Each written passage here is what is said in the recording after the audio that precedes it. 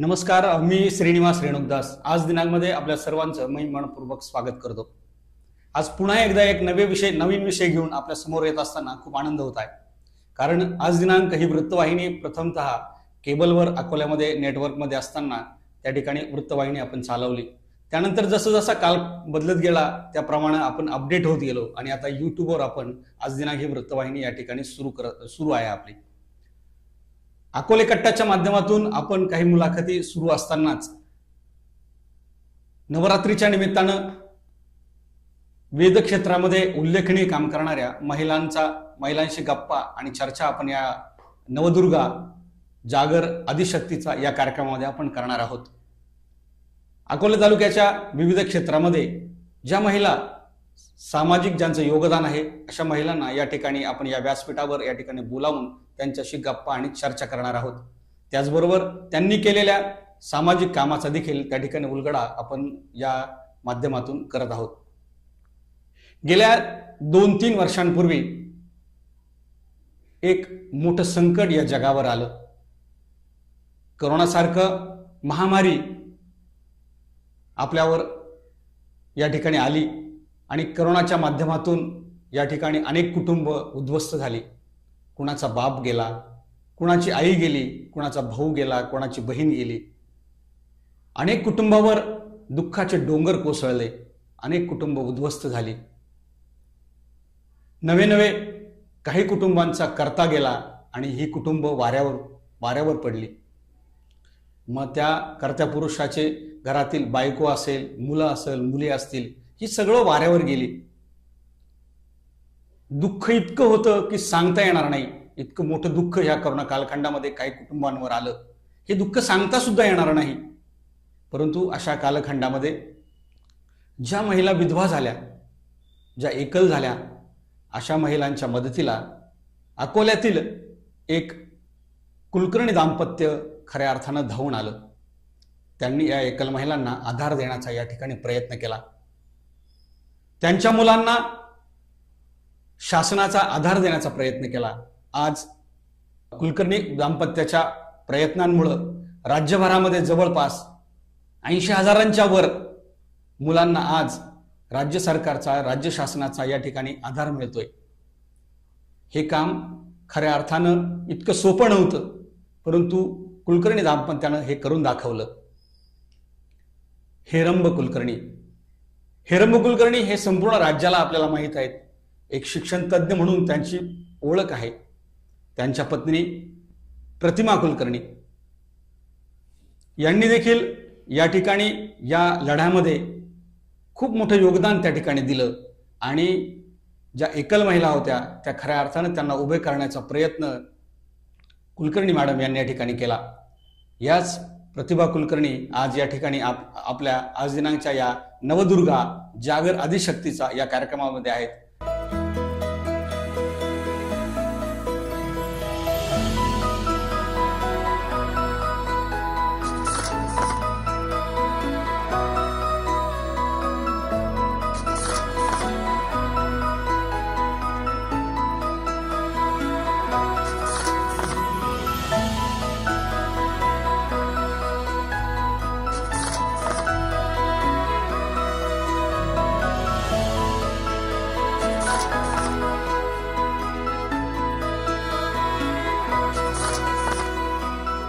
नमस्कार मॅडम। नमस्ते। आज खूप आनंद होतोय आम्हाला, कारण खऱ्या अर्थानं सामाजिक योगदान देणाऱ्या ज्या व्यक्ती आहेत ह्याच्यामध्ये ज्या काम करत असतात तर त्या ह्या व्यक्तींशी बोलताना खऱ्या अर्थानं आनंद होतो। कारण समाजासाठी झटणारे खूप कमी लोक असतात की जे समाजासाठी खऱ्या अर्थाने योगदान देतात आणि समाजातील वंचित आणि बहुजन घटकाला जे आहेत त्या ठिकाणी मदतीचा हात देतात। खऱ्या अर्थानं तुम्ही कोरोना कालखंडामध्ये जो एकल महिलांना जो मदतीचा हात दिला त्या मदतीच्या हातामुळे आज अनेक कुटुंब उभी राहिली। यामुळे हा खरा आनंद या ठिकाणी आम्हा सगळ्या अकोलेकरांना आहे आणि आपल्या कुलकर्णी दाम्पत्य जे आहे यांच्याबद्दल आम्हा सर्व अकोलेकरांना अभिमान आणि आमचं भूषण आहे। आज या ठिकाणी तुम्हाला आम्ही या नवदुर्गा आदिशक्तीचा या कार्यक्रमामध्ये या ठिकाणी निमंत्रित केलं। यामागचा उद्देशच हा होता की खऱ्या अर्थानं करोना कालखंडामध्ये एकल महिलांच्यासाठी जे मदतीचा हात तुम्ही दिला आणि त्या ठिकाणी जे काम उभं राहिले संपूर्ण राज्यामध्ये, म्हणजे खऱ्या अर्थाने एक पंथी तुम्ही या ठिकाणी लावली आणि ती पंथी आज या ठिकाणी संपूर्ण राज्यभर तिचा प्रकाश पडतोय. या अर्थानंच या ठिकाणी आम्ही तुम्हाला निमंत्रित केलं. तर मला असं सांगायचंय की तुमच्याबद्दल सर्व प्रेक्षकांना नव्हे संपूर्ण तालुक्याला उत्सुकता आहे की नेमकं हे दाम्पत्य काम कसं करतंय, हे काम कसं उभं राहिलं, हे सगळं उलगडायचंय.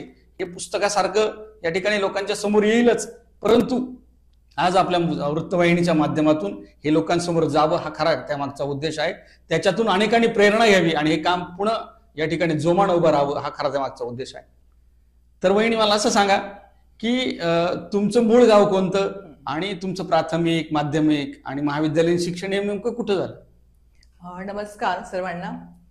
सर्वप्रथम आज दिनांक या वृत्तवाहिनीचे मी आभार मानते, कारण या मुलाखतीतून फक्त माझी ओळखच होणार नाही, आमच्या कार्याची ओळखच होणार नाही, तर एकल महिलांचा प्रश्न समाजासमोर येईल आणि त्याला समाजातून काहीतरी मदत मिळेल. खूप छान वाटलं. माझं बालपण नगर जिल्ह्यामध्ये मिरजगाव, नगर सोलापूर रोडवर जे आहे मिरजगाव, तिथं गेलं. प्राथमिक शिक्षणही जिल्हा परिषद शाळेत झालं. माध्यमिक शिक्षण जवळच तालुक्याच्या ठिकाणी दादा पाटील महाविद्यालय होतं, तिथं मी BA चं शिक्षण घेतलं आणि नंतर मग लग्न झाल्यानंतर मी BEd केलं, MA केलं. माझे वडील शिक्षकच होते आणि घरामध्ये वाचनाचं खूप सगळ्यांना आवड होती. वडिलांनाही सगळे वृत्तपत्र असायची, दिवाळीचे अंक यायचे आणि तिथून मला वाचनाची आवड होती. सर्वसामान्य परिस्थितीमध्ये मी वाढलेली आहे, पण वाचन भरपूर होतं, सुबत्ता होती आणि घरात जो बाहेरचा माणूस येईल त्याला आपला माणूस मदत करण्याची परंपरा मात्र माझ्या माहेरपणाची पण मला आहे. हे सगळं सांगत असताना तुमचं लग्न नेमकं कसं जमलं, म्हणजे हे बरोबर आहे. माझ्या लग्नाचा एक किस्सा आहे की मला अनेक स्थळं येत होती आणि मुलं हो म्हणत होती लग्न जमूया करूया, पण मी एकीकडे हेरंब सरांचे लेख पेपरला वाचत असायची. पेपरमधूनच त्यांची माझी ओळख होती फक्त. आणि एक दिवस मला एक मुलगा पाहायला आला, पण तो मला म्हटला की आमच्याकडे मोठं देवस्थान आहे, मंदिर आहे मोठं, आणि तुला पूर्णावरणाचा स्वयंपाक दर महिन्याला करावा लागेल, आरती वगैरे सगळं करावं लागेल. पण एकीकडं मी वाचनाने मला खूप विषय समजले होते आणि हे मला काही मान्य नव्हतं आणि मला माझा वेगळा विचार होता आणि मग मी त्या मुलाला नाही म्हटलं.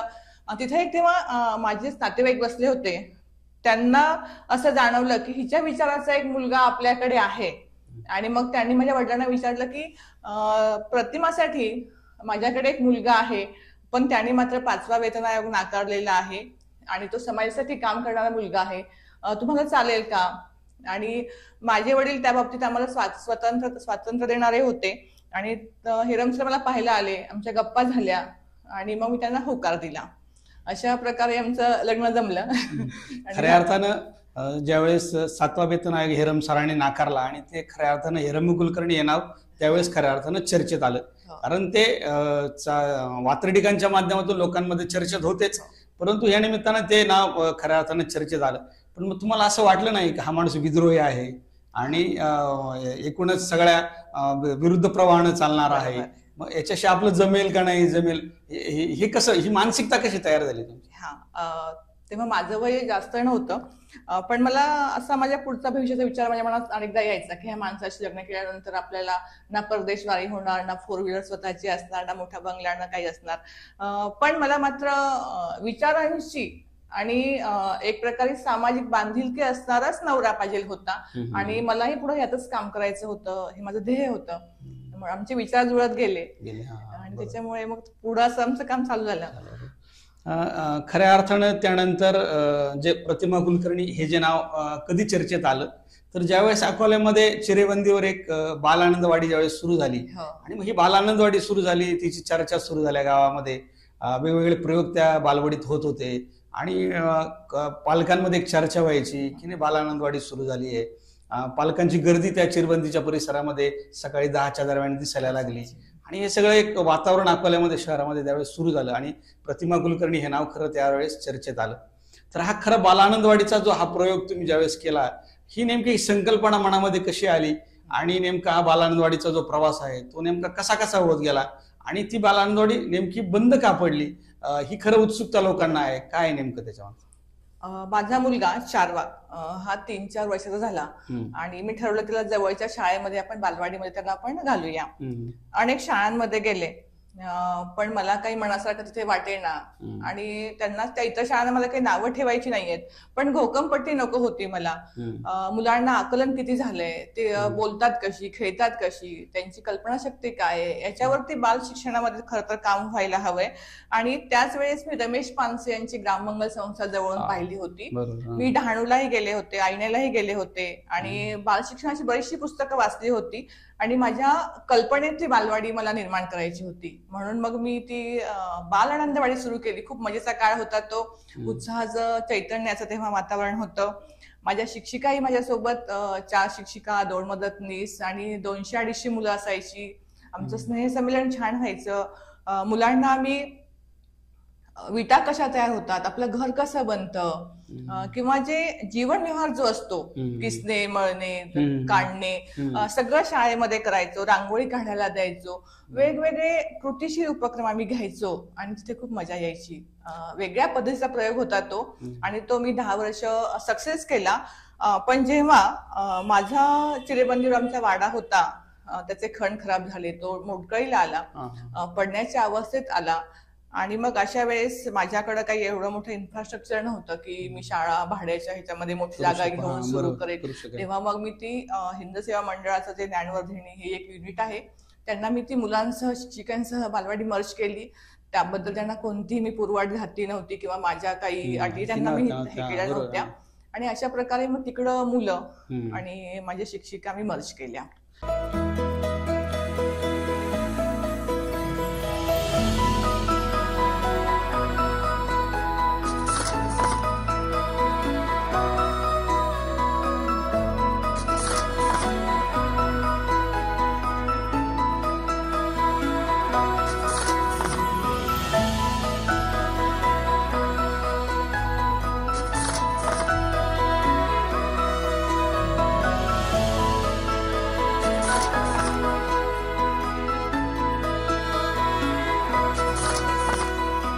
बाल आनंदवाडी हे नाव नेमकं कसं सुचलं आणि ह्याच्या पाठीमागची भूमिका काय होती बाल आनंदवाडी? जिथं बालकांना आनंद मिळतोय खऱ्या अर्थानं ती बाल आनंदवाडी. तिथे पालकांसोबतच पालकांनाही आनंद मिळायचा. कारण आजही मला रस्त्याने जेव्हा पालक भेटतात तेव्हा ते म्हणतात, मॅडम पूर्वीसारखी मजा येत नाही बरं का, आमच्या नातवंडांना आम्ही घेऊन जातो तेव्हा पूर्वीसारखं वातावरण आम्हाला दिसत नाही कुठे. कारण मी कंपल्सरी केलं होतं पालकांना, तुम्ही मुलांना आणायला न्यायला यायचं. बालवाडीमध्ये जशी गरिबांची मुलं होती, अगदी माफक फी मध्ये मी ती शाळा चालवली. त्यातून मला काही दर महिन्याला उरत नव्हतं आर्थिक, पण शिक्षकांचे पगार मात्र मी ते कसे बसे करत होते. आणि जशी गरिबांची मुलं होती तशी डॉक्टर, वकील, मोठमोठ्या चांगल्या घरातली पण मुलं होती, पण तिथं मात्र मी समानता हे तत्व पाळलं होतं आणि खूप मजा यायची. त्यानंतरचा म्हणजे मला जे आठवतंय त्याच्यानंतर की वीटभट्टीवर तुम्ही जायला लागल्यात आणि त्या ठिकाणी जो एक लेखन वाचनाचा त्या ठिकाणी एक प्रकल्प राबवला. असं का वाटलं नेमकं तुम्हाला की तुम्ही वीटभट्टीकडे वळाल्या, नेमकं तुमची पावलं तिकडे का पडायला? बरोबर आहे, आपल्या अकोल्यात एक छान नदी आपल्याला लाभलेली आहे आपल्या नशिबाने आणि ह्या नदीवर आम्ही माझ्या मुलाला घेऊन संध्याकाळी फिरायला जायचो. तर तिथे जवळच वीटभट्टी होती आणि वीटभट्टीवरती तिथं आम्ही अलीकडे बसायचो आणि चौकशी वृत्ती असल्यामुळे अनेक वीटभट्टी कामगारांची मुलं तिथे खेळत असायची. तिथला सूर्या, तिथली जया अजूनही आठवते मला की खूप छान मुलं होती, पण माती खेळायची, नदीत डुंबायची आणि ती त्यांची माझ्याशी ओळख झाली. आम्ही गप्पा मारत होतो आणि असंच माझ्या मुलाला आम्ही नदीवर चित्र काढायला कागद वगैरे आणली होती आणि मुलांना ते कुतूहल वाटलं की हा मुलगा काय करतोय, छोटा मुलगा असून काय करतोय. आणि त्यांनी विचारलं की हे रंग काय, हे काय, सगळं त्यांना. आणि मग मला असं वाटलं की ह्या मुलांसाठी आपण काहीतरी केलं पाहिजे. आणि मग उन्हाळ्या सुट्टीमध्ये आणि नंतरही काही दिवस आम्ही दुपारी 3 ते 5 पर्यंत मी स्वतः त्या वीटभट्टीवर यायची. हेरम सरही सोबत असायचे, माझा मुलगाही असायचा. त्या मुलांमध्येच तो त्यांचाच होऊन गेला होता. आणि त्या मुलांना मग वीटभट्टीवरच्या मुलांना आम्ही अगदी लेखन, वाचन, गाणी, गोष्टी, खेळ हे शिकवले. त्या मुलांना मजा यायची आणि त्यांचं आमचं एक छान नातं जमलं होतं. नाही, आता हे सगळं सुरू होत असताना खऱ्या अर्थानं जो वंचित घटक आहे, जो गरीब आहे, कष्टकरी आहे, मध्यमवर्गीय आहे, एकीकडं ह्या समाजासाठी काम करत होता तुम्ही. बाल आनंदवाडी सुद्धा त्यासाठीच तुम्ही निर्माण केली, तिथे वेगवेगळे प्रयोग पण केले. आणि त्यानंतर एकदम थेट तुम्ही लगेच एक क्लायमॅक्स असा आला की तुम्ही आम्हाला ध्रुवच्या शाळेमध्ये दिसायला लागल्या आणि सगळ्यांमध्ये चर्चा सुरू झाली की नेमकं हे खालच्या घटकांसाठी काम करत असताना अगदी लगेच हाय प्रोफाईल श्रीमंत मुलांच्या शाळेमध्ये तुम्ही जायला लागल्यात. नेमकं काय कारण होतं असं की जे एकदम या टोकाचं तुम्ही त्या दुसऱ्या टोकाला नेमकं गेल्या? ह्याला महत्वाचं कारण आहे की हेरम सरांचा आग्रह होता की मुलाला मराठी माध्यमाच्या शाळेत शिकवायचं आणि आई म्हणून माझी मागणी होती की नाही त्याला इंग्रजी माध्यमाच्या शाळेत शिकवायचं. पण सरांना माझं म्हणणं शेवटी ऐकावं लागलं. तेव्हा ते मला म्हणाले की इंग्रजी माध्यमाची फी आणि मला तिथलं काही पटत नाहीये तर मी त्याची फी भरणार नाही, तुझा तू प्रश्न तू सोडव कसा सोडवायचा आहे ते. आणि तिथं मी तसा जॉबही केला, तिथं मी शिक्षिकेची नोकरी केली, मराठी विषयाचं अध्यापन केलं आणि माझ्या मुलाच्या फीचा प्रश्न मिटवला. कारण एकीकडे हेरम सरांची भूमिका, वैचारिक भूमिका शिक्षकांविरुद्ध नव्हती तर त्यांच्या वाचन लेखन प्रकल्प किंवा काय असतील त्याविरुद्ध होती आणि माझ्या मुलाला माझं आई म्हणून त्या शाळेमध्ये मन नव्हतं पाठवायला तयार. कारण किती केलं तरी त्या काळामध्ये माझ्या मनात सारखं यायचं की शिक्षकांनी हेरम कुलकर्णींचा मुलगा म्हणून त्याला जर वागणूक दिली तर बालवयातच तो त्याच्या मनामध्ये एक भीती किंवा काय निर्माण होईल आणि तो नाही पुढे हे करू शकणार, ही माझ्या मनात भीती होती. मला तेही मनात विचार यायचे आणि मी निर्णय घेतला की मी नोकरी करेल, त्यामुळे माझ्या मुलाची फी मी भरेल, त्याचं शिक्षण मी करेल, पण इंग्लिश माध्यमाच्या शाळेमध्ये मी करेल. तुम्ही जो निर्णय सांगताय किंवा त्यामुळे तुम्ही तो निर्णय घेतला आणि सरांनी पण सांगितलं का हे तुमचं तुम्ही बेअर करायचं आणि तुमचं तुम्ही बघायचं, हे सगळं होत असताना मात्र हेरंब कुलकर्णी एक दुसरीकडे असं एक काम उभं करत होते की जिल्हा परिषदेच्या शाळांमध्ये जाऊन ते काम बघायचे तिथले आणि तिथली जी काही व्यवस्था होती तिथल्या व्यवस्थेविरुद्ध ते बोलायचे किंवा तिथली शिक्षण पद्धतीविरुद्ध ते सगळं बोलायचे.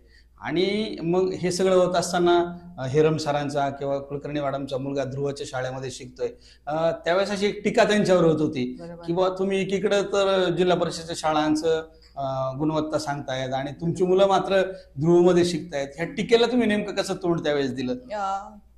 टीकेला तोंड देणं म्हणजे फक्त हेरंब कुलकर्णीचाच मुलगा इंग्लिश माध्यमाच्या शाळेत शिकतोय असं नाही, तर अनेक शिक्षकांची मागही मुलं त्या शाळेत वडिलांच्या शाळेत त्या शिक्षकांच्या शाळेत न शिकता दुसऱ्या शाळेत शिकलेली मी पाहिलेली आहेत मागच्या काळात पण. आणि आजही असं पाहते की मी त्या शाळेतल्या शिक्षकांची मुलं त्यांच्यासोबत वडिलांसोबत किंवा आईसोबत त्या शाळेत जात नाही तर ती इतर शाळांमध्ये इंग्लिश माध्यमाच्या शाळांमध्ये आहेत. पण नाही, मी ठाम विचार केला होता की त्याला इंग्लिश माध्यमाच्या शाळेत शिकवायचे, ह्या शाळेत नाहीच टाकायचं. आई म्हणून माझं मन धजवतच नव्हतं त्या शाळेमध्ये पाठवायला. कारण त्यांनी पत्रकं काढली होती सरांविषयी, 5वा वेतन आयोग नाकारल्यामुळे त्या शिक्षकांनी संघटना वारंवार सरांवरती आरोप करायच्या काहीही, आणि हे मला नकोसं होतं. त्याच्यामुळे मी तो निर्णय घेतला होता.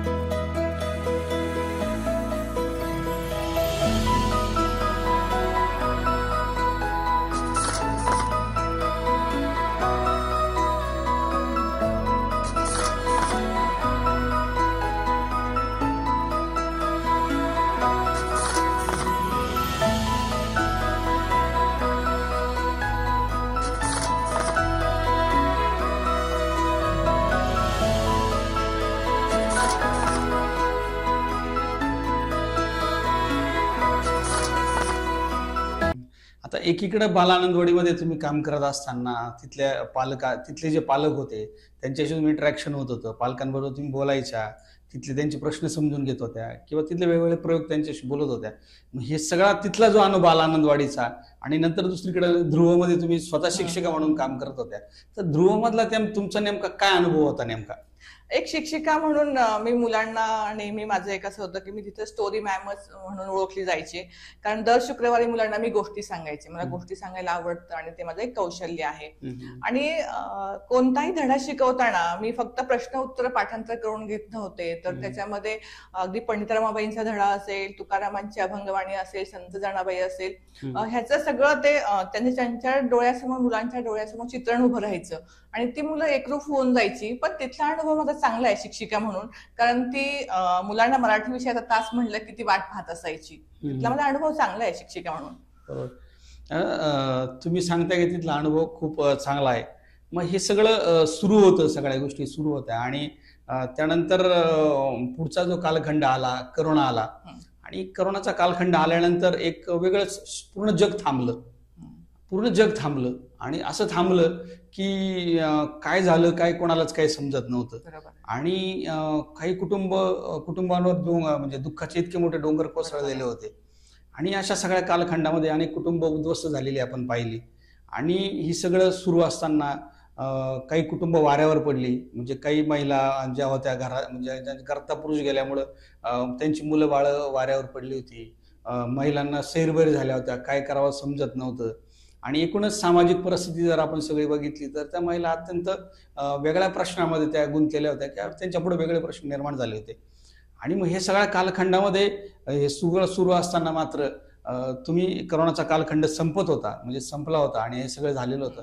आणि त्यानंतर हे अचानकपणे कुलकर्णी सर किंवा तुम्ही अगदी एकल महिलांच्या विषयांवर या ठिकाणी बोलायला लागल्या. काय असं कारण झालं नेमकं की तुम्हाला असं वाटलं की नाही आपण एकल महिला किंवा विधवा महिलांसाठी काम करावं? असं का वाटलं नेमकं तुम्हाला याचं? कोरोना काळामध्ये असं झालं की जी आपल्या नगरला स्नेहालय नावाची संस्था आहे, हा हा त्या संस्थेचा संपर्क गेव इंडिया दिल्लीला संस्था आहे त्यांच्यासोबत होता. आणि गेव इंडिया संस्था आणि संस्थेने असं ठरवलं होतं की कोरोनामध्ये ज्यांचे पती गेले त्या महिलांना, त्या एकल महिलांना आम्ही 30,000 रुपये मदत करणार आहोत. त्यासाठीचा त्यांनी एक फॉर्म तयार केला होता. त्यासोबत आणि कागदपत्र पण जोडायची होती. हा फॉर्म गुगल स्वरूपात नव्हता किंवा ऑनलाईन पण नव्हता. आणि मग हा फॉर्म भरायचा, मग स्नेहालयने आमची संपर्क केला की आपल्या अकोला तालुक्यातही सर अनेक महिला आहेत, तर तुम्ही त्यांचे फॉर्म भरून द्या, त्यांना तेवढीच मदत होईल.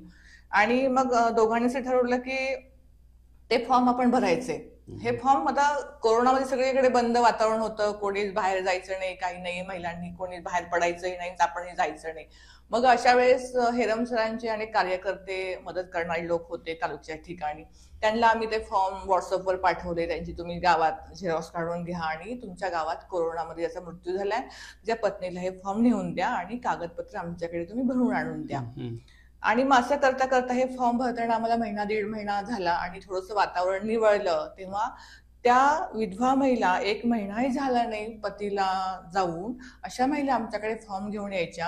आणि ते फॉर्म घेत असताना काही अंतरावर त्या बसायच्या, काही अंतरावर मी असायची, हेरम सर असायचो. आणि त्यांना मी विचारायचो की तुम्हाला किती मुलं आहे, तुमचं शिक्षण काय झालंय, आता तुम्ही काय करणार, पुढचे प्रश्न तुमचे काय आहेत, किंवा सगळ्या अशा चर्चा व्हायच्या. मी एक तास 2-2 तास त्यांच्याशी बोलायचो त्या महिलांसोबत. आणि मग तेव्हा भयानक चित्र यायचं डोळ्यासमोर, ते असायचं.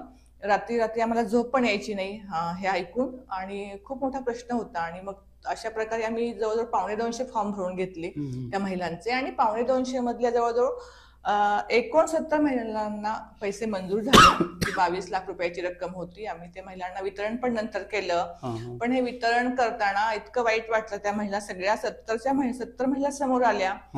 तेव्हा त्यांचं भवितव्याचा प्रश्न काय आहे आमच्या डोळ्यासमोर होता. आणि मग तिथून मात्र आम्हाला असं वाटलं की ह्या प्रश्नावरती काम करणं ही काळाची गरज आहे. आणि तेव्हापासून मग ह्या एकल महिलांच्या कामामध्ये आम्ही सुरुवात केली. हे सगळं काम तुम्ही त्या ठिकाणी सुरू केलं. आणि सुरू केल्यानंतर वात्सल्य समिती तुम्ही त्यावेळेस मला वाटतं स्थापन केली. नेमकं ही वात्सल्य समिती नेमकं काय काम करत होती? कारण पूर्ण राज्यभर तिच्या समित्या स्थापन केल्या, तहसील कार्यालयाच्या पातळीवर त्या सुरू होत्या. नेमकं काय होतं नेमकं ते वात्सल्य समिती? त्याचं असं झालं की हा आता तालुक्यापुरता प्रश्न आम्ही सोडवायचा प्रयत्न करत होतो. पण हा कोरोनामध्ये जवळजवळ महाराष्ट्रामध्ये देशामध्ये आणि महाराष्ट्रामध्ये कोरोनातल्या मृत्यूंची संख्या खूप होती. आणि त्यामध्ये पुरुषांची संख्या जास्त होती महिलांच्या तुलनेमध्ये. तर मग हा प्रश्न फक्त आपण तालुका पातळीवर न सोडवता तो राज्य पातळीवर सोडवला पाहिजे. म्हणून मग हेरम सरांनी फेसबुकवर एक पोस्ट लिहिली की एकल महिलांचं काम करणं गरजेचं आहे. तर कोणकोणत्या संस्था, ज्या संस्थांना काम करायचं त्यांनी आमची संपर्क करा. मग अशा वेळेस 150 पेक्षा जास्त संस्था आमच्या संपर्कात आल्या. त्यांचं आम्ही एक नेटवर्क उभारलं. आणि मग पूर्ण महाराष्ट्रामध्ये हे काम सुरू झालं. हे काम सुरू करत असताना काही दिवसांनी मात्र शासकीय योजनांचा ह्या महिलांना कितीपत फायदा मिळतोय हे पण पाहायचं होतं. कारण मी तर काही त्यांना घरातून मदत करू शकत नव्हते. आर्थिक मदत किती करणार महिलांना मी? त्यांचं सांत्वन करू शकत होते, त्यांना धीर देऊ शकत होते, बाकीचं हे करत. पण पैसा म्हणजे त्याचं सोंग आणता येत नाही. मग आम्ही काय केलं की शासकीय स्तरावरती प्रयत्न सुरू केले काय करता येईल ह्या महिलांसाठी. आणि मग तेव्हा अजितदादा उपमुख्यमंत्री होते, यशोमती ठाकूर होत्या, नीलम गोरी होत्या आमच्या सोबत. शरद पवारांची आम्ही एकदा भेट घेतली होती, बाळासाहेब थोरातांना एकदा भेटलो होतो. अशा जे अनेक सचिव होते त्यांनाही भेटलो आणि मग त्यांना आम्ही असं मांडलंय कमिटीमध्ये की वात्सल्य समिती ह्या मीटिंग मधनं एक आली की तहसीलला त्याचे पदसिद्ध अध्यक्ष असतील आणि बाल विकास अधिकारी त्याचे सचिव असतील आणि सर्व अनेक जे अधिकारी आहेत तालुका स्तरावर त्याचे ते सदस्य असतील आणि मग ह्यांची दर महिन्याला मीटिंग व्हावी आणि ह्या मीटिंग मध्ये ह्या कोरोना मधल्या एकल महिलांच्या प्रश्नावरती चर्चा व्हावी आणि त्या महिलांचे प्रश्न सोडवावेत असं त्याचं स्वरूप आहे. तर ही प्रत्येक तालुक्याच्या ठिकाणी ही समिती आहे. काही ठिकाणी दर महिन्याला मीटिंग होतात, काही ठिकाणी फक्त कागदावरच आहे ते असं आहे.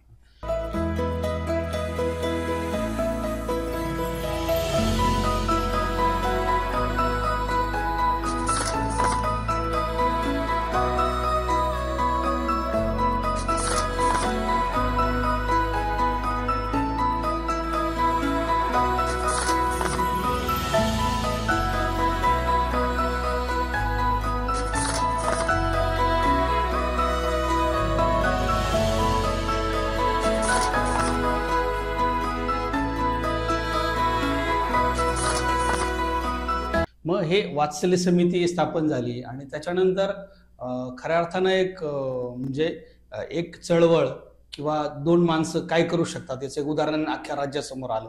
एक बालसंगोपन नावाची एक योजना राज्य सरकारने आणली. म्हणजे नेमकं बालसंगोपन योजना ही कशी आली नेमकी किंवा कशी तयार झाली किंवा याचं पुढे नंतर याचा विस्तार कसा होत गेला आणि याचा किती लोकांना फायदा मिळाला, कसं झालं नेमकं हे सगळं? बरोबर आहे. बालसंगोपन ही आज महिलांना खूप आधार देणारी योजना ठरते. बालसंगोपन आणि संजय गांधी बालसंगोपन ही योजना खूप वर्षापासून आहे, चालू आहे सरकारची, पण ह्याचा प्रचार आणि प्रसार झालाच नव्हता. मग आम्ही शोधत होतो ह्या महिलांसाठी आपण काय देऊ शकतो, ह्या महिलांना काय करू शकतोय, कसा सपोर्ट करता येईल त्यांना. आणि मग आम्ही योजनांचा अभ्यास करत असताना आम्हाला बालसंगोपन योजना डोळ्यासमोर दिसली आणि मग ही योजना म्हणजे 1100 रुपये महिना एकल पालकांच्या मुलांना मिळणार होता. मग एखाद्या महिलेचा पती तुरुंगात असेल, तो मृत्यू झाला असेल किंवा आई वारली असेल, वडील आहेत, अशा एकल पालकांच्या मुलांना ही योजना 1100 रुपये महिना देणारी होती. पण 1100 रुपयात काय होतंय हे आपल्याला माहितच आहे. तर मग आम्ही अजितदादांनाच सगळ्या आम्ही कार्यकर्ते गेलो. एक आमची मीटिंग झाली, अधिकारी होते आणि त्या मीटिंग मध्ये मला असं वाटतं की 21 सप्टेंबर 2021 मध्ये त्यांनी शब्द दिला की मी ह्याचे दाम दुप्पट रक्कम करूया आपण ह्याची, आणि 1100ची त्यांनी 2250 रुपये ही बालसंगोपनची रक्कम त्यांनी वाढवली. आणि आज मग आमच्या कार्यकर्त्यांनी मात्र खूप मेहनत घेतली ही रक्कम वाढल्यानंतर. आपल्या गावागावामध्ये ह्या बालसंगोपनचे फॉर्म भरून घ्यायला सुरुवात केली. कारण फॉर्म भरणं, त्या बाल कल्याण समिती समोर मुलांना घेऊन जाणं हे खूप अवघड काम होतं. म्हणजे खेड्यागावातल्या बाईला एखादी फाईल कागद असलं तिला खूप भीती वाटते. आणि मग त्या महिलांचे फॉर्म आमच्या कार्यकर्त्यांनी भरून घेतले. श्रीरामपूरला मिलिंद साळवे आहेत, कोपरगावला मालकर मॅडम आहेत, पुण्याला आमचा तो बागुल आहे आणि वनिता हजारे आहेत. खूप कार्यकर्ते आहेत आपले महाराष्ट्रामध्ये, प्रत्येक ठिकाणी कार्यकर्ते आहेत गावागावामध्ये. आणि हेरमस्थळ आणि आम्ही कोरोना एकल महिला समिती ह्या कार्यकर्त्यांना मानधन देत नाहीये. हे स्वखुशीने सगळे आपल्या ह्यांनी काम करतायत आणि हे काम करताना सुद्धा ते कार्यकर्ते ह्या महिलांकडनं पैसे घेत नाहीयेत. ही खूप आनंदाची आणि चांगली गोष्ट आहे. तर मग हे बालसंगोपन योजना आत्ताच आम्ही त्या पुण्याच्या कार्यालयात भेट दिली. त्या साहेबांनी आम्हाला सांगितलं की पूर्वी अगदी 5-10 हजारच फॉर्म होते ह्या योजनेचे भरले, पण तुम्ही जेव्हा कामाला सुरुवात केली आहे तेव्हा 80,000 पेक्षा जास्त फॉर्म भरले गेलेले आहेत आणि ह्या योजनेचा ह्या बालकांना फायदा होतोय. त्याच्यानंतर करोनात विधवा झालेल्या महिलांना किंवा त्या कुटुंबांना आधार देण्याचं तुम्ही काम केलं, तुम्ही शासनाची मदत मिळवून दिली, वेगवेगळ्या योजनांमध्ये ते कसे बसतील याचा तुम्ही त्या ठिकाणी प्रयत्न केला. परंतु काही सामाजिक संस्था होत्या की त्यांची सुद्धा तुम्ही त्यांना मदत मिळवून दिली. अशा कोणत्या सामाजिक संस्थांना तुम्ही अप्रोच झाला आणि मग ती मदत मिळाली आणि किती लोकांना साधारणपणे आपल्या तालुक्यातल्या म्हणा किंवा इतर किती लोकांना तुम्ही मदत करू शकला त्यावेळेस? अनेक संस्था संपर्कात होत्या.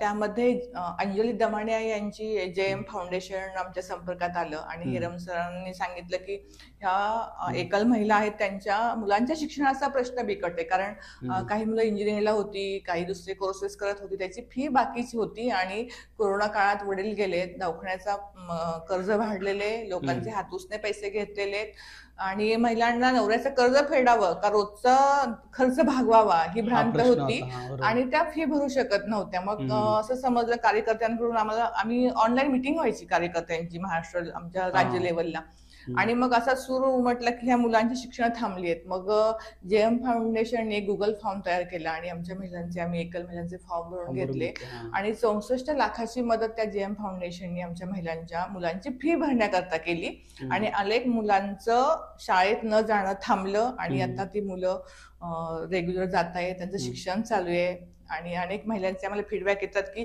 ती फी भरली म्हणून आज आमची मुलं कॉलेजमध्ये आहेत. बरोबर. हे सगळं काम उभं राहत होतं, सगळ्या महिला तुमच्याकडे येत होत्या, तुम्ही त्यांना मदत करत होत्या. मग शासनाची मदत असेल, व्यक्तिगत मदत असेल, कुणाकडनं खाजगी मदत असेल, हे सगळं चालू होतं, तुमच्या या सगळ्या गोष्टी सुरू होत्या.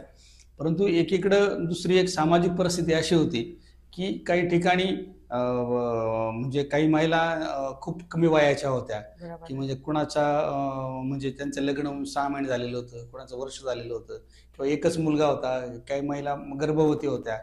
अशा परिस्थितीमध्ये काही महिलांची तुम्ही लग्न लावून देण्यासाठी पुढाकार घेतला. म्हणजे नेमका तो अनुभव कसा होता नेमका? कारण सामाजिक परिस्थिती वेगळी आहे. कारण पुनर्विवाह म्हटलं महिलेचा, पुरुष पुनर्विवाह करू शकतो पण स्त्री पुनर्विवाह करायची म्हटल्यानंतर एक सामाजिक परिस्थिती आपली तशी नाहीये, मानसिकता लोकांची तशी नाहीये. मग अशा कालखंडामध्ये किंवा ह्या परिस्थितीला तुम्ही कसं तोंड दिलं आणि नेमकं ते पुनर्विवाह कसे लावले तुम्ही नेमके? मला एक आनंदाची गोष्ट सांगावीशी वाटते की आपल्या भारत देशाला ईश्वरचंद्र विद्यासागर असू द्या, पंडित रमाबाई असू द्या किंवा धोंडो केशव कर्वे, महर्षी अण्णासाहेब धोंडो केशव कर्वे यांची खूप मोठी, सावित्रीबाई फुले यांची खूप मोठी परंपरा आहे आणि ह्यांनी विवाह, पुनर्विवाह याच्यावर खूप मोठं काम केलंय. त्या लोकांनी काम केलंय पण अजूनही आपले लोक बदलायला तयार नाही आहेत. जेव्हा आम्हाला ह्या महिलांच्या समस्या दिसायला लागले, प्रश्न समोर यायला लागले, तेव्हा आम्ही उत्तर शोधत होतो. त्यातलं एक उत्तर होतं पुनर्विवाह त्या महिलेचा. तो प्रयत्न केला आम्ही. आतापर्यंत मी 32-30 लग्न पुनर्विवाह महिलांचे लावलेत. पण यात अडचण अशी येते की जेव्हा आमच्या महिला लग्नाला तयार होतात तेव्हा त्यांच्या मनात एक भीती असते की आगीतून फुपाट्यात नको पडायला, की पुढचं स्थळ कसं मिळतंय, पुढचा माणूस आपल्याला कशी वागणूक देतो, त्याचे घरचे स्वीकारतात का नाही, हा प्रश्न तर दुय्यम आहे. ते नंतर अंडरस्टँडिंग होऊन त्यांचा संसार सुरळीत चालेलही. पण महत्वाचा प्रश्न असा होता की जेव्हा पुरुष आम्हाला सांगतो अटी काय काय किंवा मला कशी बायको पाहिजे. एक माझ्याकडे गृहस्थ आले होते आणि ते मला म्हणाले की मॅडम मला लग्न करायचंय, तुमच्याकडे अनेक एकल महिला आहेत, त्यातल्या मला चालेल, तुम्ही सांगा. म्हटलं हो, तुमच्या अपेक्षा काय आहेत त्या महिलेविषयी? तर तो म्हणला की माझी मुलगी BSc ला आहे, मुलगा 12वी ला आहे आणि माझं वय 45 आहे, घरी भरपूर शेती आहे, मला लग्न करायचंय. तर म्हणलं सांग तुला महिला बायको कशी हवी आहे? तेव्हा तो म्हणला की चालेल ना, 40 वर्षाची चालेल. म्हटलं मग पण त्या माझ्या पाहण्यात एक ताई आहेत, त्यांना एक मुलगी आहे. नाही नको, त्या मुलीला स्वीकारणार नाही कारण ती माझ्या एस्टेटीला वादच लागेल.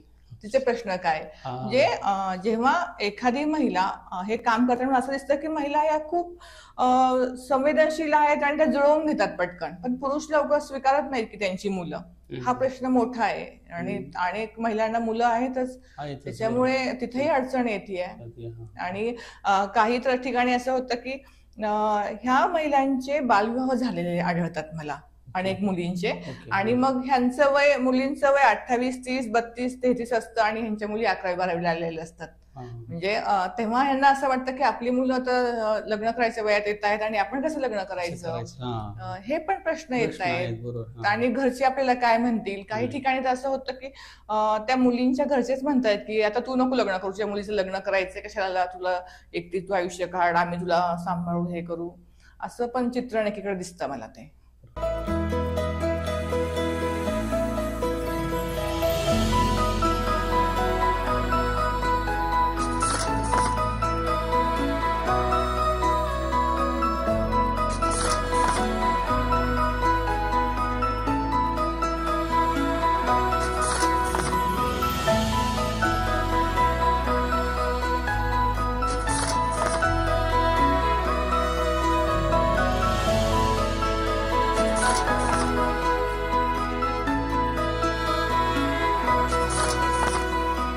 त्यानंतर हे सगळं काम उभं राहत असताना अकोल्यामध्ये खऱ्या अर्थाने मोठं काम उभं राहिलं, म्हणजे सुरुवातीच्या कालखंडामध्ये, आणि नंतर पुन्हा राज्यभर ते पसरत गेलं.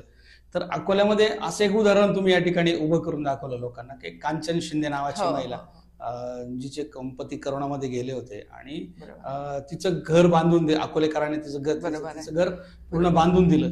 नेमकं हे कसं होत गेलं नेमकं हे?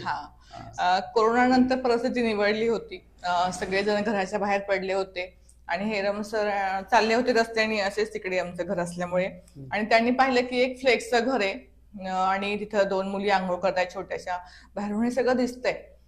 तर ते खूप मनाला हेलावणारं होतं, कारण कांचन आमच्याकडे ऑलरेडी फॉर्म भरायला आली होती, तिची थोडीशी ओळख पण होती आमच्याशी. मग सर म्हणले, का गं तू इथं राहतेस का? आणि असं बोलत असताना सरांनी घरात पाहिलं तर सगळे फ्लेक्स आणि पलीकडचं घरातले झाडं तिच्या घरात आले होते, फांद्या वगैरे, आणि खूप असुरक्षित ते घर होतं. आणि मग तेव्हा आम्ही सरांनी ठरवलं की तिला आपण एक घर बांधून देऊया. त्यावेळेस आमच्या सोबत मनोज गायकवाड, म्हणजे अजूनही ती लोक आमच्या सोबत आहेत, अकोल्यातले कार्यकर्ते, मनोज गायकवाड असतील, सुनील शेळके असतील, नवनाथ नेहे असतील, शिवाजी नेहे असतील, ललित छल्लारे असतील, खूप आमची टीम अकोल्यात खूप चांगली होती. आणि मग आम्ही गावातनं वर्गणी जमा केली, कोणी 50 रुपये द्या, कोणी 5,000 रुपये द्या, तुम्हाला द्यायची ती वर्गणी द्या, आणि अशा लोक वर्गणीत तिचं घर उभं आहे. नंतर तिला मग कोरोनातले 50,000 रुपये अनुदान तेही मिळालं. मग तिला घरातली भांडी घेता आली, तिच्या 2 मुली शाळेत जात आहेत, तिला नगरपंचायतमध्ये सफाई कामगार म्हणून तिला नोकरीही मिळाली, आणि तिला बालसंगोपन सध्या मिळतंय. मग अशा पद्धतीने ती व्यवस्थितपणे आता तिचं मुलांचं त्या मुलींचं पालन पोषण करते, तिची परिस्थिती बऱ्यापैकी राहणीमान सुधारले आणि छान जीवन ती आता जगते. जसं तुम्ही म्हणाले की कांचन शिंदेला तुम्ही उभं केलं, तर असं अकोल्यामध्ये अशी काही उदाहरणं आहेत का अशी की ज्या काही महिला ह्या सगळ्या याच्यातनं सावरल्या आणि आज उभ्या आहेत आणि आज कुठेतरी पायावर स्वतःच्या उभ्या राहताना दिसत आहेत? अशी काही उदाहरणं आपल्या अकोल्यातली आहेत का? राज्याबाहेर असतीलच, परंतु तुम्ही ज्या भूमीमध्ये काम करता, जिथं काम करतात, अशी काही उदाहरणं अशी दिसली का तुम्हाला? आहेत का काही अशी? अशी आहेत अनेक उदाहरणं. जेव्हा आम्हाला अनेक संस्था मदत करतायत, त्यापैकी एक बायफ नावाची जी संस्था आहे, जतीन साठे काम करत होते. आता आमच्याकडे अश्लेषा देव आणि दातरंगी, वैभव दातरंगी आमच्याकडे येत असतात बायफ तर्फे या महिलांना मदत करण्यासाठी. तर त्यांनी आमच्या महिलांना शेळ्यांची मदत मोठ्या प्रमाणात केली आहे. काहींना तेल घाण्याचे मशीन दिले आहेत, काहींना शिलाई मशीन दिले आहेत. एका ताईला तर त्या भाजी विकायला खाली बसायच्या, तर 22,000ची त्यांनी एक हातगाडी, जी मालगाडी असते भाजी गाडी, ती त्यांनी घेऊन दिली आहे की खाली ह्यांना चिखलात नको बसायला. आम्ही पावसात ते पाहिलं होतं मधल्या काळामध्ये. तर अशा अनेक महिलांना त्यांनी मदत केली आहे. आणि जेव्हा वैयक्तिक देणग्या मला मिळतात तेव्हा त्या महिलांना आम्ही, आता एक ताई जवळच खेडगाव आहे टाकळी म्हणून, तिथे एक ताईंना ब्युटी पार्लर टाकायचंय, तर मग त्यांनाही मदत केलेली आहे. आणि एक जवळच्या गावच्या एक ताई आहेत, त्या छान बुके तयार करतात, राजगिरा लाडू विकतात. म्हणजे असे छोटे छोटे उद्योगधंदे महिलांनी व्यवसाय सुरू केलेले आहेत, पण मोठ्या स्वरूपात त्यांना करावं असं वाटतंय, पण तेवढं भांडवल त्यांच्याकडे नाही आहे. कारण नवऱ्याचं कर्ज आहे बँकेत, तारण काय ठेवायचं, कारण प्रॉपर्टी ही सासऱ्याच्या नावची आहे, ह्यांच्या नावचं तारण काय दाखवायचं. आणि हा मोठा बिझनेस सुरू केला तर मार्केटिंग, पॅकेजिंग यांचं प्रशिक्षण ह्या महिलांना नाहीये, त्यांना ती भीती आहे मार्केटिंगला बाहेर गावी कसं जायचं, काय करायचं. तर त्या स्थानिक बाजारपेठेत जे जे विकलं जाईल, शेवया असतील, कापडी पिशव्या असतील, हे सगळं करतायत आणि त्यांच्या पद्धतीने ते विकतायत सध्या तरी.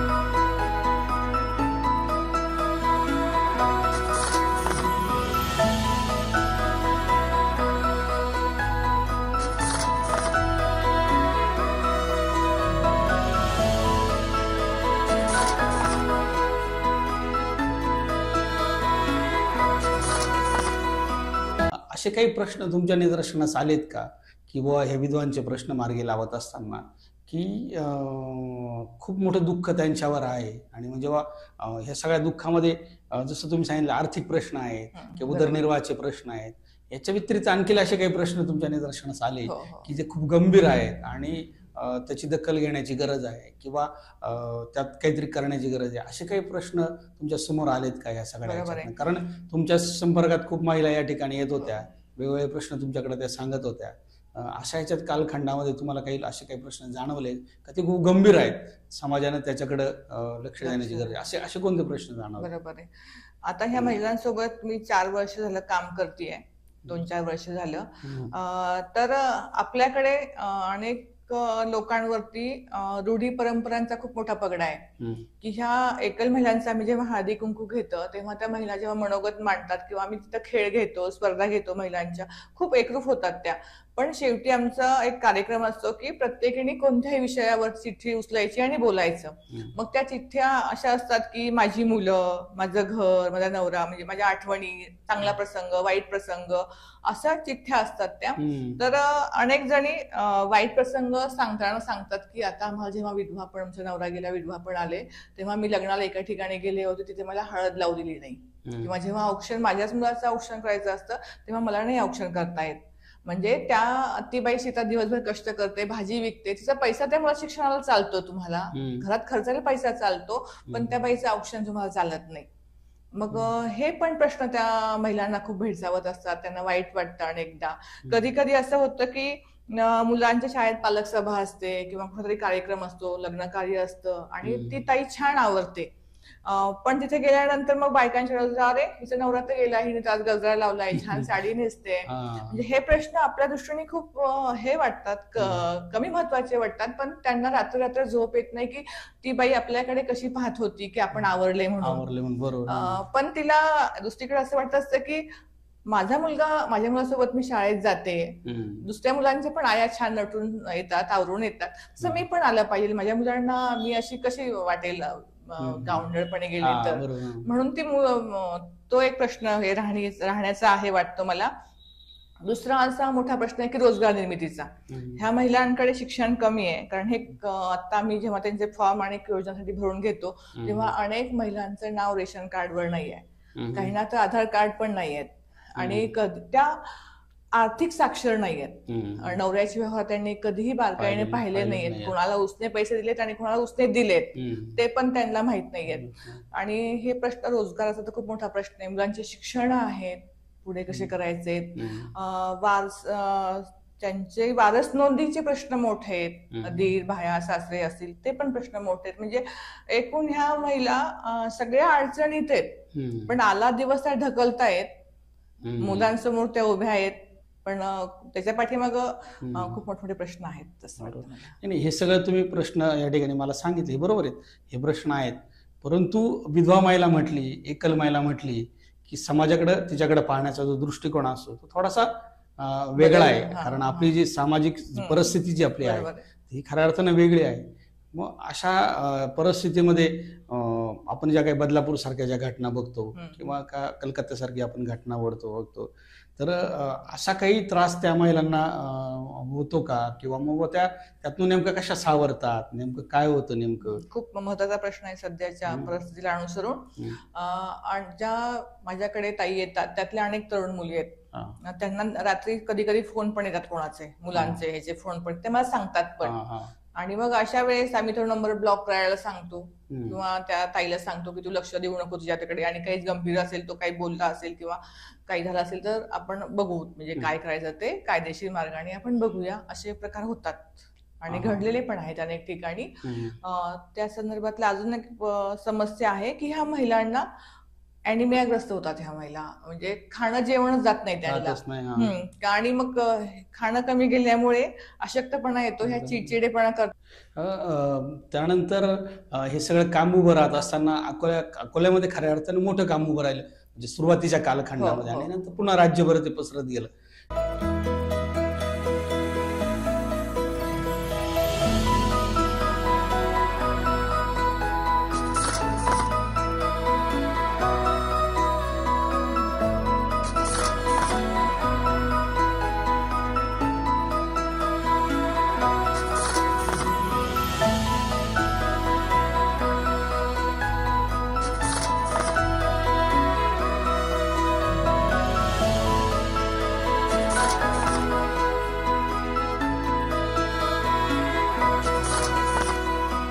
तर अकोल्यामध्ये असं एक उदाहरण तुम्ही या ठिकाणी उभं करून दाखवलं लोकांना की कांचन शिंदे नावाची हो, महिला, हो, जिचे पती करोनामध्ये गेले होते आणि बरोबर तिचं घर बांधून अकोलेकरांनी तिचं घर बरोबर आहे. तिचं घर पूर्ण बांधून दिलं. नेमकं हे कसं होत गेलं नेमकं हे? कोरोनानंतर परिस्थिती निवडली होती. सगळेजण घराच्या बाहेर पडले होते आणि हेरम सर चालले होते रस्त्याने असेच तिकडे आमचं घर असल्यामुळे, आणि त्यांनी पाहिलं की एक फ्लेक्सचं घर आहे आणि तिथं 2 मुली आंघोळ करतायत छोट्याशा, बाहेरून हे सगळं दिसतंय. तर ते खूप मनाला हेलावणारं होतं, कारण कांचन आमच्याकडे ऑलरेडी फॉर्म भरायला आली होती, तिची थोडीशी ओळख पण होती आमच्याशी. मग सर म्हणले, का गं तू इथं राहतेस का? आणि असं बोलत असताना सरांनी घरात पाहिलं तर सगळे फ्लेक्स आणि पलीकडचं घरातले झाडं तिच्या घरात आले होते, फांद्या वगैरे, आणि खूप असुरक्षित ते घर होतं. आणि मग तेव्हा आम्ही असं सरांनी ठरवलं की तिला आपण एक घर बांधून देऊया. त्यावेळेस आमच्या सोबत मनोज गायकवाड, म्हणजे अजूनही ती लोक आमच्या सोबत आहेत, अकोल्यातले कार्यकर्ते मनोज गायकवाड असतील, सुनील शेळके असतील, नवनाथ नेहे असतील, शिवाजी नेहे असतील, ललित छल्लारे असतील, खूप आमची टीम अकोल्यात खूप चांगली होती. आणि मग आम्ही गावातनं वर्गणी जमा केली. कोणी 50 रुपये द्या, कोणी 5,000 रुपये द्या, तुम्हाला द्यायची ती वर्गणी द्या, आणि अशा लोक वर्गणीत आज तिचे घर उभे आहे. नंतर तिला मग कोरोनातले 50,000 रुपये अनुदान तेही मिळालं. मग तिला घरातली भांडी घेता आली. तिच्या 2 मुली शाळेत जात आहेत. तिला नगरपंचायतमध्ये सफाई कामगार म्हणून तिला नोकरीही मिळाली आणि तिला बालसंगोपन सध्या मिळतंय. मग अशा पद्धतीने ती व्यवस्थितपणे आता तिचं मुलांचं त्या मुलींचं पालन पोषण करते. तिची परिस्थिती बऱ्यापैकी राहणीमान सुधारले आणि छान जीवन ती आता जगते. जसं तुम्ही म्हणाले की कांचन शिंदेला तुम्ही उभं केलं, तर असं अकोल्यामध्ये अशी काही उदाहरणं आहेत का अशी की ज्या काही महिला ह्या सगळ्या याच्यातनं सावरल्या आणि आज उभ्या आहेत आणि आज कुठेतरी पायावर स्वतःच्या उभ्या राहताना दिसत आहेत? अशी काही उदाहरणं आपल्या अकोल्यातली आहेत का? राज्याबाहेर असतीलच, परंतु तुम्ही ज्या भूमीमध्ये काम करतात, जिथं काम करतात, अशी काही उदाहरणं अशी दिसली का तुम्हाला? आहेत का काही अशी? अशी आहेत अनेक उदाहरणं.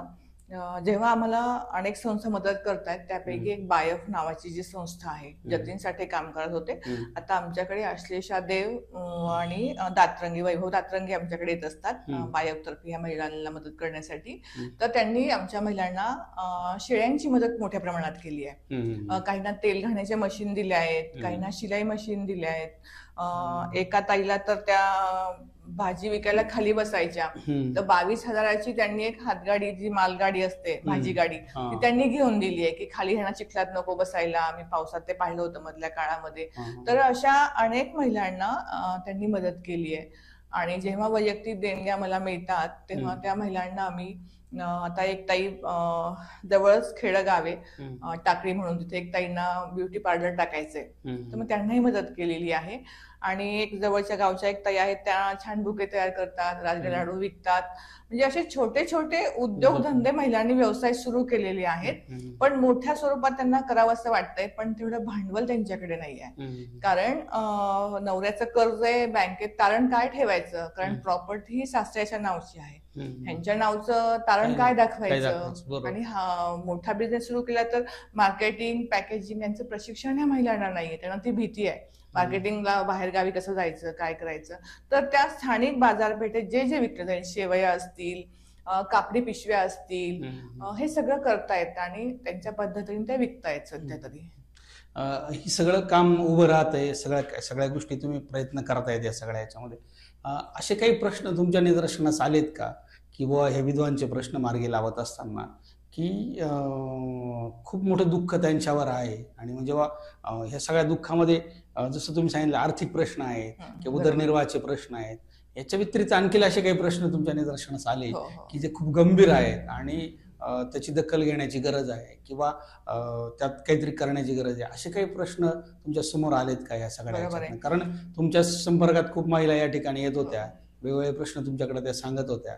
अशा ह्याच्यात कालखंडामध्ये तुम्हाला काही असे काही प्रश्न जाणवले का ते खूप गंभीर आहेत, समाजाने त्याच्याकडे लक्ष देण्याची गरज आहे, असे कोणते प्रश्न जाणवले? बरोबर आहे.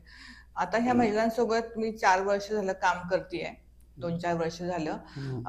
तर आपल्याकडे अनेक लोकांवरती रूढी परंपरांचा खूप मोठा पगडा आहे की ह्या एकल महिलांचा आम्ही जेव्हा हळदी कुंकू घेतो तेव्हा त्या महिला जेव्हा मनोगत मांडतात किंवा आम्ही तिथं खेळ घेतो, स्पर्धा घेतो महिलांच्या, खूप एकरूप होतात त्या. पण शेवटी आमचा एक कार्यक्रम असतो की प्रत्येकाने कोणत्याही विषयावर चिठ्ठी उचलायची आणि बोलायचं. मग त्या चिठ्ठ्या अशा असतात की माझी मुलं, माझं घर, माझा नवरा, म्हणजे माझ्या आठवणी, चांगला प्रसंग, वाईट प्रसंग, अशा चिठ्ठ्या असतात त्या. तर अनेक जणी वाईट प्रसंग सांगताना सांगतात की आता आम्हाला जेव्हा विधवापण, आमचा नवरा गेला, विधवापण आले, तेव्हा मी लग्नाला एका ठिकाणी गेले होते, तिथे मला हळद लावू दिली नाही. किंवा जेव्हा औक्षण, माझ्याच मुलाचं औक्षण करायचं असतं तेव्हा मला नाही औक्षण करता येत. म्हणजे त्या ती बाई शेतात दिवसभर कष्ट करते, भाजी विकते, तिचा पैसा त्या मुलाच्या शिक्षणाला चालतो, तुम्हाला घरात खर्चाला पैसा चालतो, पण त्या बाईचं औक्षण तुम्हाला चालत नाही. मग हे पण प्रश्न त्या महिलांना खूप भेडसावत असतात, त्यांना वाईट वाटतं. अनेकदा कधी कधी असं होतं की मुलांच्या शाळेत पालक सभा असते किंवा कुठेतरी कार्यक्रम असतो, लग्न कार्य असतं आणि ती ताई छान आवरते, पण तिथे गेल्यानंतर मग बायकांच्या अरे हिचा नवरा तर गेला, हिने आज गजरा लावलाय, छान साडी नेसते. म्हणजे हे प्रश्न आपल्या दृष्टीने खूप हे वाटतात, कमी महत्वाचे वाटतात, पण त्यांना रात्र रात्र झोप येत नाही की ती बाई आपल्याकडे कशी पाहत होती की आपण आवरले म्हणून. बरोबर. पण तिला दुसरीकडे असं वाटत असतं की माझ्या मुलासोबत मी शाळेत जाते, दुसऱ्या मुलांचे पण आया छान नटून येतात, आवरून येतात, तसं मी पण आलं पाहिजे. माझ्या मुलांना मी अशी कशी वाटेल गावंढळपणे गेले तर. म्हणून ती तो एक प्रश्न हे राहण्याचा आहे वाटतो मला. दुसरा असा मोठा प्रश्न आहे की रोजगार निर्मितीचा. ह्या महिलांकडे शिक्षण कमी आहे, कारण हे आता मी जेव्हा त्यांचे फॉर्म आणि योजनेसाठी भरून घेतो तेव्हा अनेक महिलांचं नाव रेशन कार्डवर नाही आहे, काहींना तर आधार कार्ड पण नाही आहेत, आणि त्या आर्थिक साक्षर नाहीयेत. नवऱ्याचे व्यवहार त्यांनी कधीही बारकाईने पाहिले नाहीयेत, कोणाला उसने पैसे दिलेत आणि कोणाला उसने दिलेत ते पण त्यांना माहित नाहीयेत. आणि हे प्रश्न रोजगाराचा तर खूप मोठा प्रश्न आहे. मुलांचे शिक्षण आहेत, पुढे कसे करायचे, त्यांचे वारस नोंदीचे प्रश्न मोठे आहेत, दीर भाया सासरे असतील ते पण प्रश्न मोठे आहेत. म्हणजे एकूण ह्या महिला सगळ्या अडचणीत आहेत, पण आला दिवस त्या ढकलतायत, मुलांसमोर त्या उभ्या आहेत, पण त्याच्या पाठीमाग खूप मोठमोठे प्रश्न आहेत तसं वाटतं.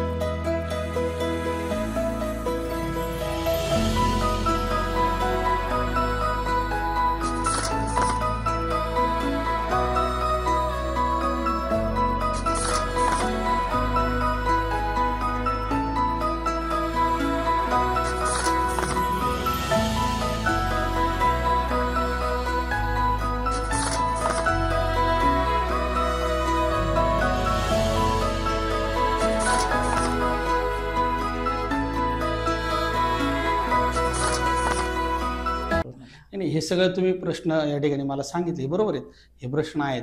परंतु विधवा महिला म्हटली, एकल महिला म्हटली की समाजाकडे तिच्याकडे पाहण्याचा जो दृष्टिकोन असतो तो थोडासा वेगळा आहे. कारण आपली जी सामाजिक परिस्थिती जी आपली आहे ती खऱ्या अर्थानं वेगळी आहे.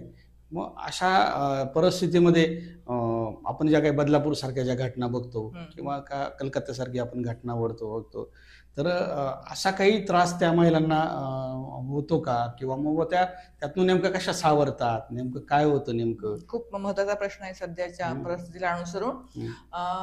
ज्या माझ्याकडे ताई येतात त्यातल्या अनेक तरुण मुली आहेत, त्यांना रात्री कधी कधी फोन पण येतात, कोणाचे मुलांचे ह्याचे फोन पण, ते मला सांगतात पण.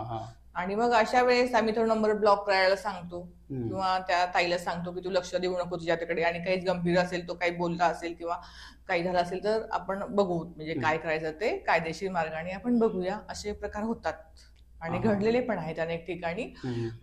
त्या संदर्भातला अजून एक समस्या आहे की ह्या महिलांना अॅनिमियाग्रस्त होतात ह्या महिला, म्हणजे खाणं जेवणच जात नाही त्यांना, आणि मग खाणं कमी गेल्यामुळे अशक्तपणा येतो, ह्या चिडचिडेपणा करतात, मुलांना पण रागवतात, त्यांचं लक्ष पण लागत नाही कुठे, आणि त्या झोप येत नाही म्हणून झोपेच्या गोळ्या पण घेतात अनेक महिला.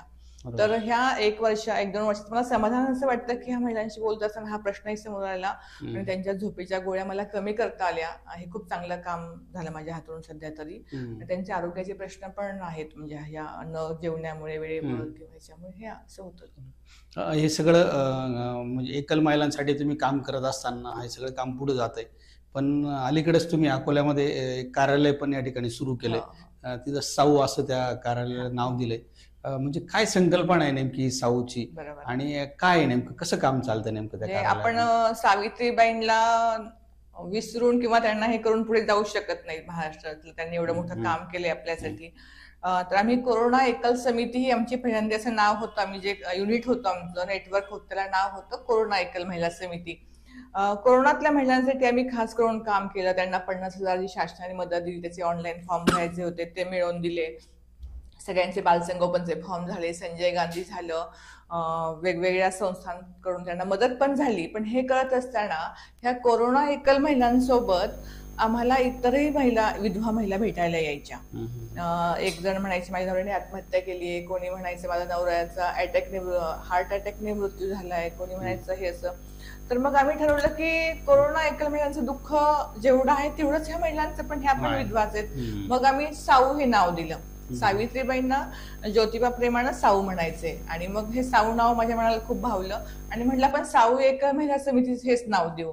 आणि आता महाराष्ट्रामध्ये जे आमचं काम चाललंय, त्या समित्या काम करताय, त्यांना आम्ही साऊ एकल महिला समिती असंच नाव दिलंय आणि काम चाललंय. एक थोडासा वेगळा प्रश्न आहे की हेरंब सर ज्यावेळेस दारूबंदी म्हणजे च्या संदर्भाने काम करतात, की अवैध दारू असेल म्हणा किंवा गावामध्ये दारूबंदीचा विषय असेल म्हणा किंवा त्यानंतर ते एकूणच शैक्षणिक गुणवत्तेबद्दल सातत्याने बोलत असतात किंवा शालाबाह्य मुलांच्या संदर्भाने काम करत असतात. वेगवेगळे किंवा दारिद्र्य असेल लोकांचं, त्या अनुषंगाने वेगवेगळे अभ्यास दौरे असतात, हे सगळं असतं. आणि ते एका शाळेमध्ये मुख्याध्यापक पण आहे. आणि हे सगळं करत असताना आणि काही प्रसंग पण अशा असतात की समजा दारूबंदीचं काम करतात म्हटल्यानंतर काही घटना पण अशा वेगवेगळ्या घडत असतात की जी नगरला घटना घडली ज्यावेळेस आणि त्या ठिकाणी त्यांच्यावर हल्ला पण त्या ठिकाणी झाला. तर मग ह्या सगळ्या अशा परिस्थितीमध्ये तुम्ही पत्नी म्हणून किंवा एक कुटुंब म्हणून त्या ठिकाणी नेमकी म्हणजे काय मानसिकता तुमची त्या कालखंडामध्ये असते किंवा कसं नेमकं हे सगळं तुम्ही जमवून आणता? कधी कधी मला निराशा येते की आपण चांगल्या कामाचं हे आपल्याला फळ मिळतं असं मिळतं. कधी लोक वाईट बोलतात, कधी काही आरोप करतात, खोटे नाटे ते आरोप असतात, हे सगळं मला माहित असतं. पण दुसरी बाजू अशी की मी हेरम सरांच्या स्वभावाचा पूर्ण अभ्यास केलाय. त्यांचे तत्व काय, त्यांची विचारसरणी कशी आहे, हे आता मला सगळं माहित झालंय. आणि मी ते स्वीकारलंय की जसं आपण चांगलं काम करणार तेवढा समाजाचा रोष आपल्याकडे असणार आहे. ज्योतिबांना तर लोकांनी हेरम सरांचा हल्ला तसं त्यांना मारेकऱ्यांनी प्रयत्न केला होता. सावित्रीबाईंनाही चिखलशेणाचा मारा खावा लागला होता. आणि ही परंपरा आहे जगाची की जी चांगली चांगली कामं करतात त्या लोकांना त्रास होतोच, पण त्या त्रासाला न जुमानता आपलं जे ध्येय ते आपण साध्य करायचं, त्यात आनंद आपण निर्माण केला पाहिजे. म्हणून मी जास्त त्रास करून घेत नाही बहुतेक वेळा.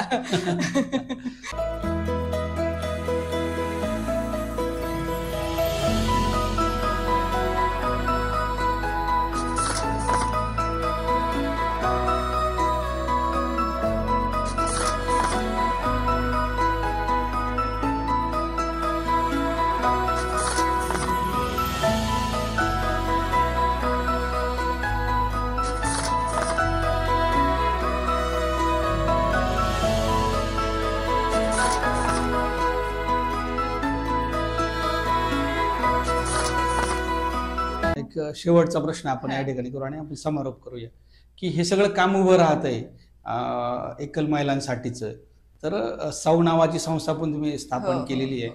तर भविष्यातला ऍक्शन प्लॅन काय आहे नेमका, की काय नेमकं काम उभं करायचं आणि कसं करायचं आणि आता त्या दिशेने कशी नेमकी वाटचाल सुरू आहे? बरोबर आहे. एकल महिलांच्या प्रश्नावरती तर काम चालूच राहणार आहे. त्यांचे प्रश्न येणार आहेत, ते सुटणार आहेत, काही तसेच राहणार आहे याची जाणीव आहे मला. पण असं वाटतं की अकोल्यामध्ये ह्या महिलांसोबत बोलताना असं वाटतं की ह्या महिलांना कुठेतरी निवांत ठिकाण हवंय. त्यांची ती गरज आहे की 4 दिवस बाहेर जायचंय किंवा घरातल्या कामाच्या रगाड्यातून त्यांना बाहेर पडायचे. आणि त्यासाठी अकोल्यामध्ये विधवांसाठी जे कर्वेंनी एक सदन, शारदा सदन सारखं होतं, आपण रमाबाईंनी काढलं होतं शारदा सदन, तसं एखादं सदन असावं, तसं एखादं छान त्यांच्यासाठी ठिकाण असावं की त्या माहेरी नाही आणि सासरी पण नाही, पण आपल्या हक्काच्या ठिकाणी त्या येऊन 4 दिवस राहतील. माहेर पण त्यांना तिथे अनुभवता येईल, मोकळेपणे त्यांना गप्पा मारता येतील, त्यांचं छान त्यांना राहता येईल. हे असं मला करायचंय. एक त्या विधवा महिलांसाठी राहण्याचं एक ठिकाण, हक्काचं ठिकाण करायचंय.